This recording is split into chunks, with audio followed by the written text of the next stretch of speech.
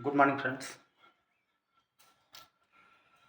तो आज हम एक नया टॉपिक जिसका नाम है अर्थिंग और दूसरा एक उससे जुड़ा हुआ है ग्राउंडिंग।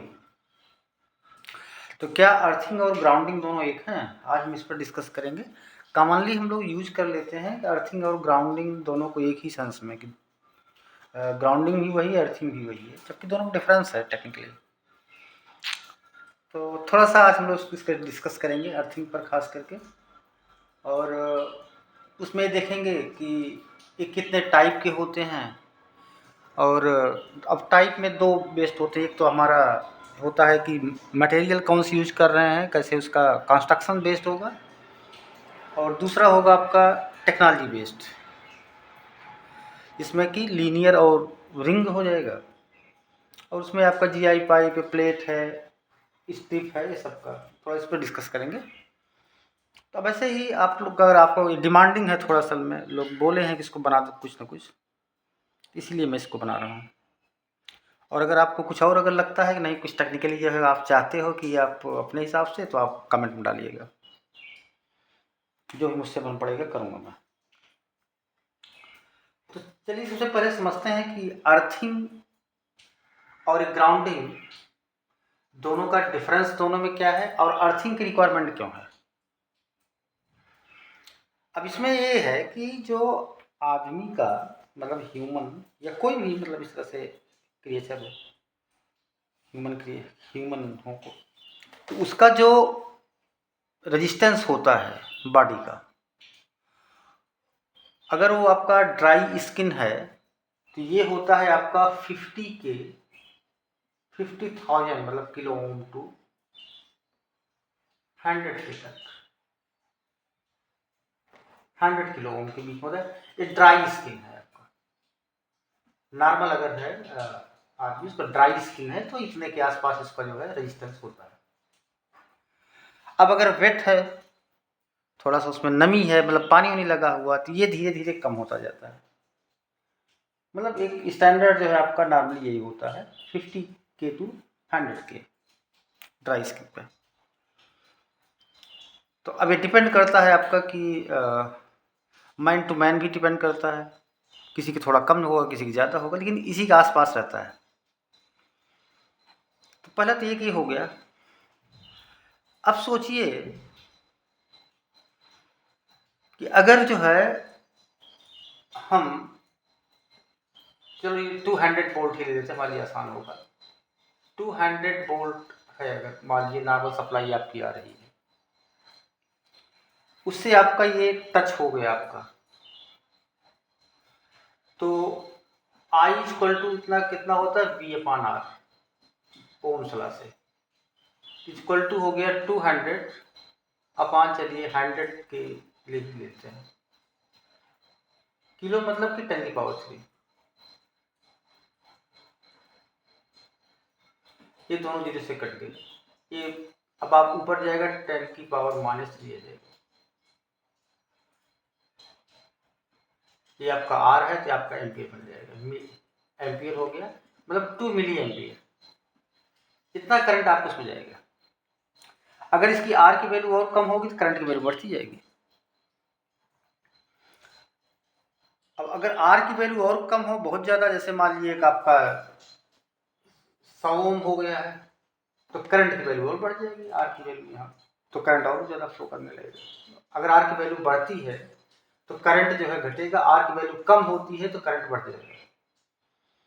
अब 100 ओम पर अगर निकालेंगे तो 200, मान लिया आप एकदम गीला कुछ पैसे पहने हुए हैं, वोल्ट अपॉन 100 ओम अगर लिखते हैं इसको, ये दो जीरो कट गए, मतलब 2 एम्पियर करंट फ्लो करेगी, जो कि आपको जला के राख कर देगी।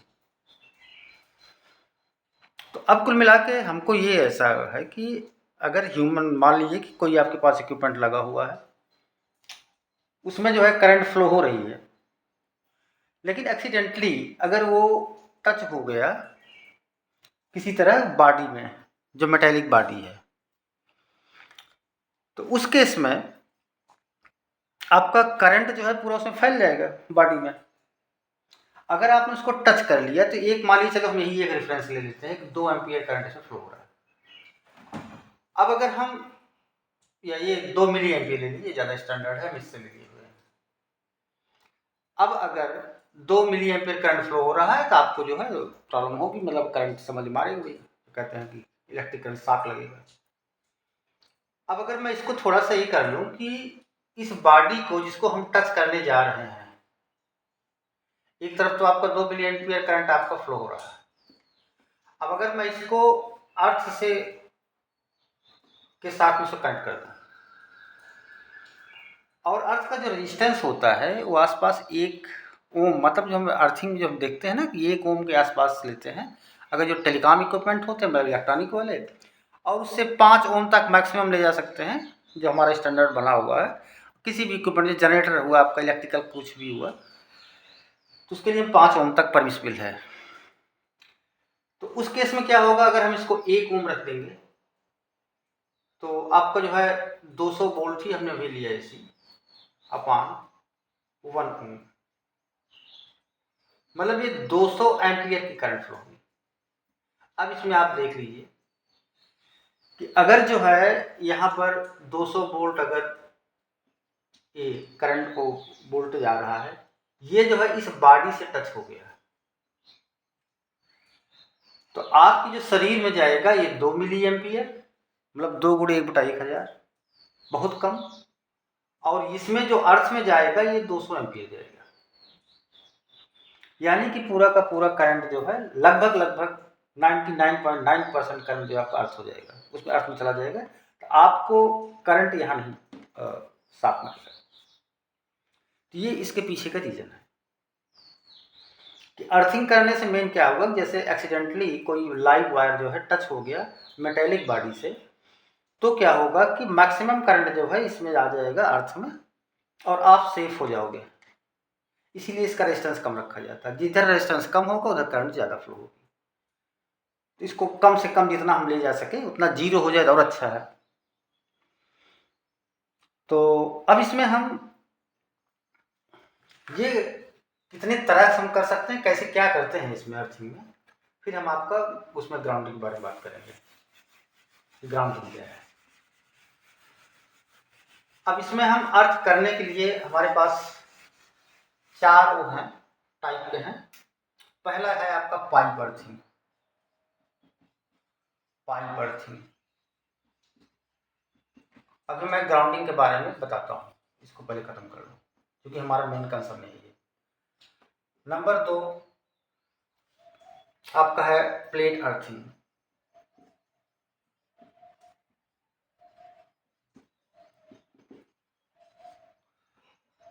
तीसरा आपका है रॉड अर्थिंग।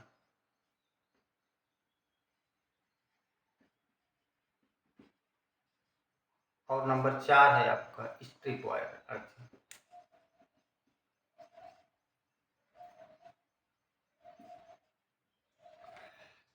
अब आप पाइप देखे ही होंगे सारे, आप इससे ऑलरेडी फैमिलियर होंगे। पाइप अर्थिंग में एक कॉमनली ऐसे पाइप होता है, इसको जो है हम अर्थ में ऐसे गाड़ देते हैं, बरीड इसको बोलते हैं इंग्लिश में, बरीड इन डेप्थ, 1-2 मीटर खोद के गाड़ दिए। ये इजी इंस्टॉलेशन है, यहाँ से आप वायर ले जाइए और जो है आपको जहाँ पर अर्थ देना है, मतलब बॉडी को आपको देना है अर्थ, इक्विपमेंट के अंदर जो पीसीबी है ना वहाँ नहीं, उसके लिए ग्राउंडिंग में बताता हूँ। तो वहाँ जा सीधे कर देंगे, इजी इंस्टॉलेशन है, सब कुछ सस्ता भी है, गाड़ दिए एक पाइप, आपका अर्थिंग हो गया। दूसरा है आपका प्लेट अर्थिंग।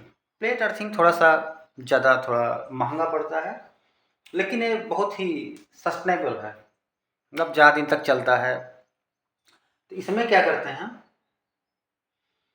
कि कॉपर की प्लेट लेंगे, अब वो साइज आपके बजट पर डिपेंड है, जितना ही उसका एरिया होगा, सरफेस एरिया उतना ही अच्छा होगा वो। कॉपर लेंगे या गैल्वेनाइज्ड जीआई, गैल्वेनाइज्ड आयरन की प्लेट ले लेते हैं, उसको जो है 3 मीटर डीप में ले जाके उसको गाड़ देंगे, बरीड कर देंगे, और उससे एक वायर निकाल के मेटेलिक वायर इसके बॉडी को अपने इक्विपमेंट की बॉडी को दे देंगे। तो थोड़ा सा महंगा पड़ता है, और जो कमर्शियल लोग हैं जैसे बीटीएस लगाना हुआ तो इसमें सब में या जो कॉम्प्लेक्सेस हैं बड़े बड़े से, उसमें जो है इसको यूज करते हैं प्लेट अर्थिंग का। नॉर्मली घरों वरों में जो है एक पाइप अर्थिंग का। तीसरा आपका राड, एक सीधा राड ही जो है आप डाल दो, नहीं कुछ मिल रहा है तो और आसान है, लेकिन करो जरूर अर्थिंग। और चौथा है आपका स्टिक वायर। गल्वनाइज्ड राड रहेगा, सब गल्वनाइज्ड रहेगा तो थोड़ा सा उसमें उसकी कंडक्टिविटी ज़्यादा होती है। इसी तरह से आप ट्रंच में किसी स्टिप वायर को डाल दीजिए, तो उससे आप जो है कनेक्ट कर सकते हो। एक ट्रंच लीजिए, उसमें जैसे आप लोग अभी यहाँ जाते हैं और इंस्टॉलेशन के लिए, तो उसमें ही स्टिप वाला ही पड़ा रहता है, उसको कहीं एक जगह ले आकर कर देंगे स्टिप वाला। तो बेसिकली जो है कापर या जीआई ये ज़्यादा हमारे लिए इम्पोर्टेंट है। कापर तो बहुत थोड़ा सा महंगा आता है, तो लेकिन कंडक्टर सबसे अच्छा है जो हमारे पास अवेलेबल है चांदी के बाद। तो एक कापर ही आप यूज करते हैं, मतलब जो कमर्शियल या जो ज़्यादा अच्छा करना चाहते हैं, जो कॉम्प्लेक्स सिस्टम के लिए एक कापर का प्लेट ही डालते हैं। अब इसमें ठीक है, हमने जो है अर्थ में तो डाल दिया है प्लेट और उसको जोड़ दिया यहाँ से। अर्थ जो है नेगेटिव इलेक्ट्रॉन्स का बहुत बड़ा भंडार है। तो अब जो है जैसे मान लीजिए करंट आई जाएगी कैसे नीचे, तो उसके लिए क्या व्यवस्था किए हुए हैं, जैसे मान लीजिए यहाँ पर प्लेट पड़ा हुआ है, इसको जो ये पिट को जो भरेंगे, इस चारकोल रहेगा प्लस साल्ट रहेगा प्लस वेट, मतलब नमी उसमें डालें, पानी डाल आसपास रहे, वहां पे नमी रहे थोड़ा। अब चारकोल क्या करता है कि ये नमी को सोखे रहता है, बहुत देर तक नम बनाए रखता है। आप रोज पानी न डालिए, एक हफ्ते में अगर एक डाल दीजिए एक बाल्टी, तो भी ये चारकोल नम बना रहेगा, मतलब कोयला ही समझ लीजिए।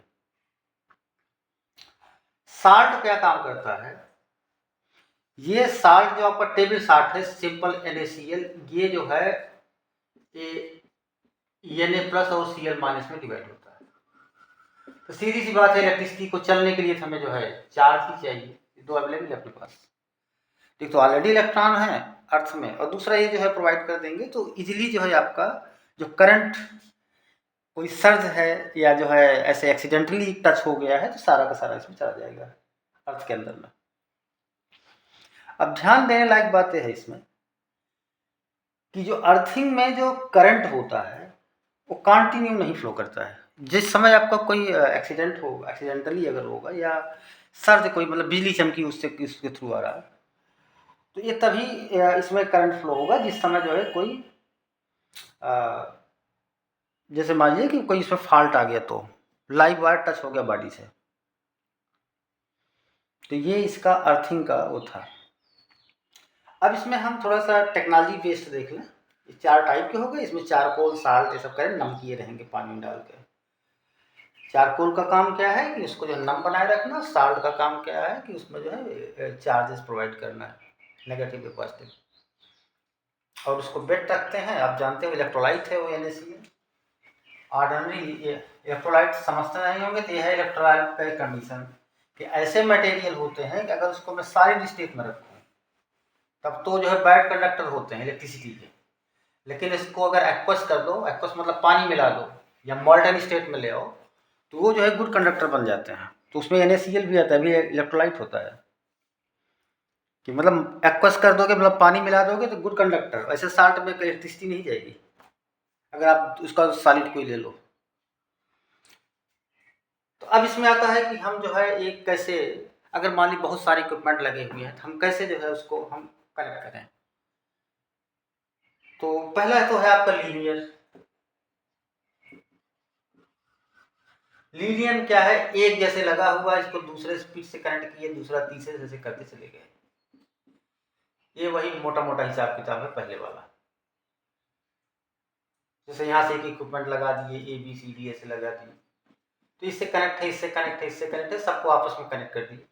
अब देखिए ये जो है अर्थ का जो हमें 1 ओम मान लीजिए चाहिए, 1 ओम, उसके लिए टेलीकॉम इक्विपमेंट के लिए बहुत स्टैंडर्ड चाहिए। तो ये सारे सीरीज में जुड़े हुए हैं और एक ही पाथ है। अगर कहीं ब्रेक हो गया यहाँ पे, तो फिर अर्थिंग का पर्पज अगले वाले से कट जाएगा, नहीं पूरा हो पाएगा। तो है तो यूज करते हैं छोटा मोटा जो है, जैसे 2-4 वैसे लगे हुए हैं, बहुत ज़्यादा कॉम्प्लेक्स नहीं है, मोटे मोटे हिसाब किताब वाले हैं ये आपके इक्विपमेंट्स, तो उसमें हम लीनियर यूज कर देते हैं। बहुत अगर स्टैंडर्ड या कॉस्टली अगर हमको एक हमारी इक्विपमेंट है, हमें चाहते हैं कि एकदम से वो सिक्योर रहे हमेशा अर्थिंग के पर्पज से, तो उसमें हम रिंग यूज करते हैं, रिंग मेथड। अब रिंग मेथड में सबसे पहला तो क्या हो गया कि जैसे मान लीजिए कि प्रोटेक्शन पाथ इसमें बन जाता है, जैसे ABCD आपके 4 हैं ये।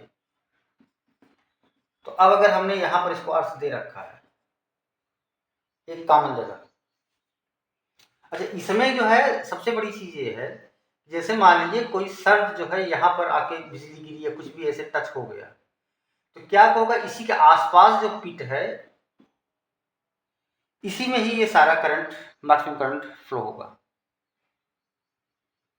इस केस में क्या है, इसमें बड़ा अच्छा थोड़ा सा है कि ये पैरेलल में जुड़े रहते हैं सारे, पैरेलल में जुड़े रहने से जैसे मान लीजिए आपके 2-2 ओम के हैं, 4, 3 चलो ले लेते हैं, 2-2 ओम के आपके 3 जो है ऐसे बने हुए हैं पिट अर्थिंग वाले, जिसका जो रेजिस्टेंस आ रहा है अर्थ रेजिस्टेंस वो 2 ओम आ रहा है। तो अगर पैरेलल जुड़े हैं तो 1/r equal to 1/2 plus 1/2 plus 1/2, मतलब 1/r इक्वल टू 2, इसका एलसीएम हो गया 1 प्लस 1 प्लस 1, मतलब r इक्वल टू क्या ऊपर जाएगा 2/3 बन जाएगा, मतलब 1 ओम से भी कम आ जाएगा। पहले जहां पर ये है 2 ओम पर पिटा रहा था, अब जो है ये 2/3 मतलब लेस देन 1 ओम, 0.66 ओम।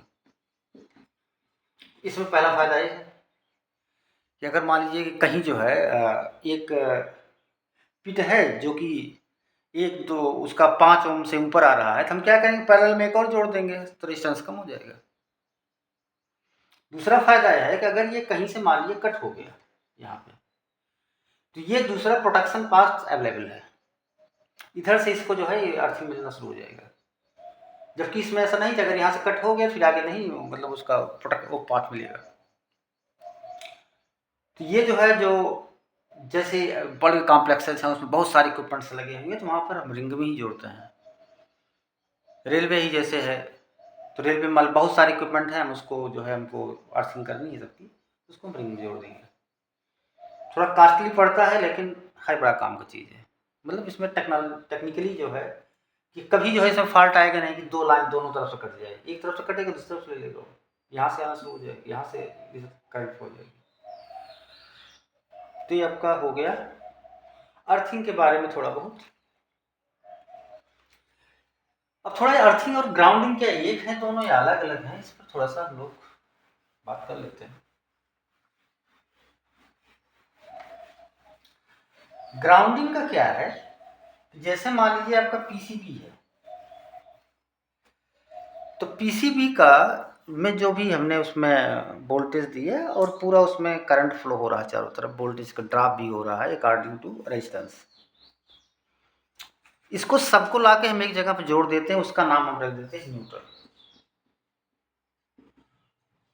न्यूट्रल मतलब नहीं वहां पे 0 वोल्ट है, न्यूट्रल मतलब कि वो एवरेज, जैसे हमने 10 वोल्ट दिया और उसमें सब ड्रॉप हुआ इधर उधर करके, हमारे पास 1 वोल्ट जो है बच गया, जो कि तो उसको ले आएंगे न्यूट्रल पॉइंट पर।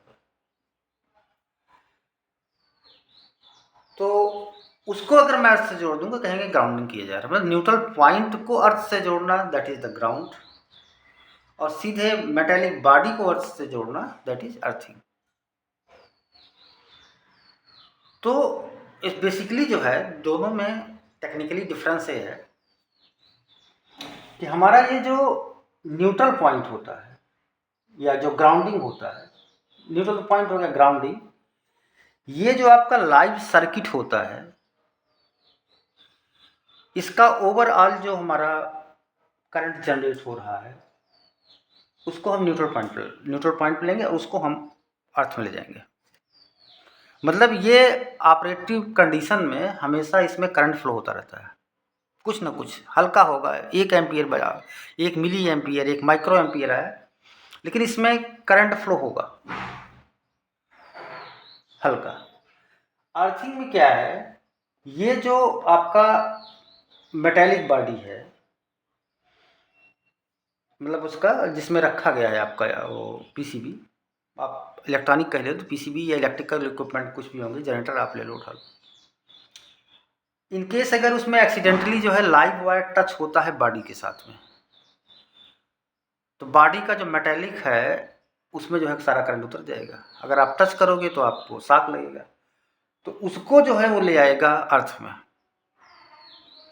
मतलब नॉर्मल कंडीशन में आपका जो अर्थिंग वाला होता है उसमें से कोई भी करंट पास नहीं होता है, करंट नहीं जाता जब तक कि एक्सीडेंटली जो है लाइव वायर टच ना हो जाए बॉडी के साथ में। जबकि ग्राउंडिंग में क्या होगा कि कॉन्टिन्यूअस जो है स्मॉल करंट फ्लो होता रहेगा। तो यही दोनों में अंतर है कि ग्राउंडिंग आपका ऐसा है कि वो हमेशा उसमें कुछ ना कुछ करंट फ्लो होता रहता है, और अर्थिंग में तभी फ्लो होगा जिस समय आपका वो एक्सीडेंटली जो टच हो जाएगा लाइव वायर उससे बॉडी के साथ में। ठीक है, फिर हम लोग फिर कोई देखते हैं ऐसे इस तरह से, और कोई पॉइंट अगर कोई ऐसा अगर टॉपिक आता है। ये डिमांडिंग था थोड़ा सा हमारे यहाँ से चल रहा है, क्योंकि थोड़ा सा बना देते हैं इस पर लोग बता रहे हैं। ठीक है, थैंक यू।